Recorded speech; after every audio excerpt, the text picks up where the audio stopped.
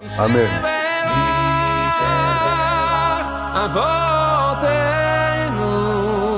אברהם, יצחק ויעקב, ולברך את חיילי צבא ההגנה לישראל, צבא ההגנה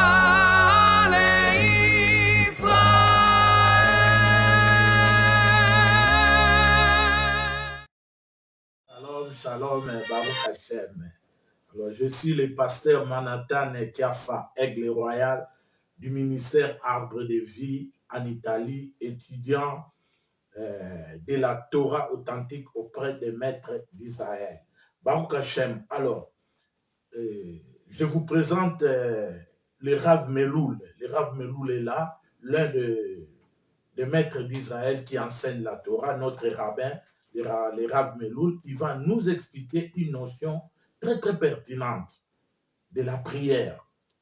Vous savez, beaucoup disent, est-ce que Hachem écoute nos prières? Oui, Hachem écoute nos prières.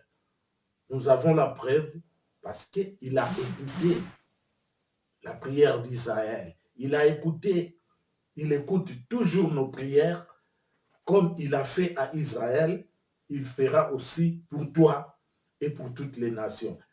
Je vous laisse découvrir cette explication, cette étude avec notre rabbin, le Rav Meloul. Écoutez attentivement l'explication. Baruch Hashem, bonne étude à tous. Baruch Hashem. Chers amis, bonsoir, Erev Tov, j'espère que vous allez bien, j'espère que vous vous portez bien. Il y a une question qui est posée dans la paracha de Toldot qui est extrêmement intéressante, qui pourrait nous servir aujourd'hui à nous donner beaucoup d'espoir quant à l'écoute qu'Hachem peut avoir quant à notre filote, à nos prières. Alors, bien entendu, pour comprendre cela, il faut revenir un peu au verset lorsqu'on voit qu'Yitzhak Avinu dit à Esav, son fils, d'aller lui chercher du gibier, de lui préparer à manger, Peterem Amut, avant de mourir. Il lui présente comme cela ce verset, et cette demande est formulée de cette manière. Et qu'est-ce que l'on voit après? On voit que Rivka entend que Yitzhak veut bénir que Esav. Alors à ce moment-là, elle va demander à Yaakov de se préparer, de lui amener ce qu'il faut, afin qu'elle puisse préparer à manger à Yitzhak, et que Yaakov puisse prendre ses deracha. Alors on essaie de comprendre une question qui est posée. Comment se fait-il, lorsqu'une personne est en train de sentir que sa fin est proche, lorsqu'elle est en train de sentir aussi qu'elle est en train de partir, de quitter ce monde, le réflexe numéro 1 de cette personne, bien entendu, la demande, la volonté, c'est de rassembler tous ses enfants pour les bénir. L'ensemble des enfants, sans exception. Et nous voyons ici, au contraire, que Yitzhak va demander à Esav, lui seul, d'aller lui préparer du gibier à manger, afin de le bénir avant de mourir. Et on voit que Yaakov n'est pas du tout sollicité ni invité à venir être béni par son père avant de mourir. On ne comprend pas. Alors bien entendu, pour essayer de comprendre cela, chers amis, Akadosh Baruch Hu va inverser les choses.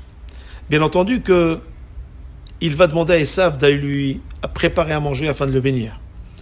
Mais Rivka derrière va essayer d'inverser les choses de manière à ce que Yaakov puisse obtenir cette veracha, mais tout en restant un Esav, tout en se déguisant, en se faisant passer pour Esav.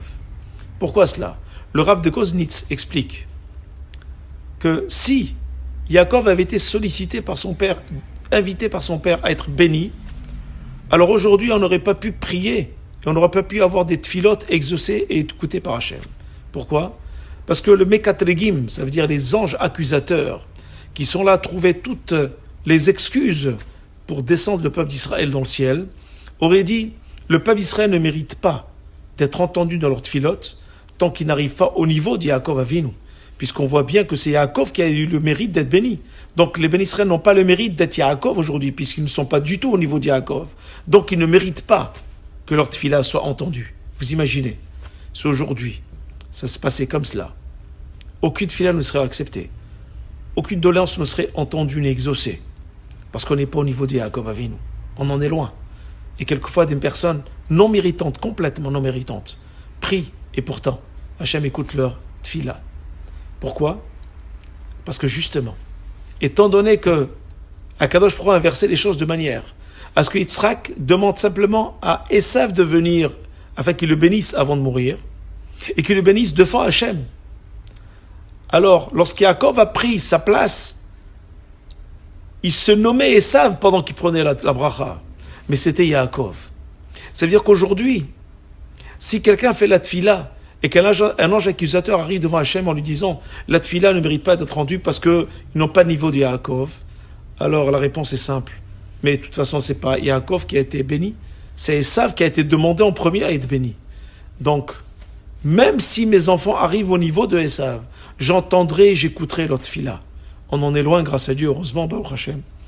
Mais vous imaginez comment Kadosh Baruch Hu a inversé les choses, a fait en sorte, afin que les anges accusateurs ne trouvent rien à redire sur notre filote, sur notre prière, même si on n'a pas le mérite d'être entendu. On est aujourd'hui entendu, Baruch Hashem, grâce à cet retournement de situation.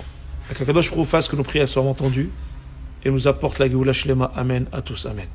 Passez une belle et bonne soirée. Qu'Hachem vous bénisse.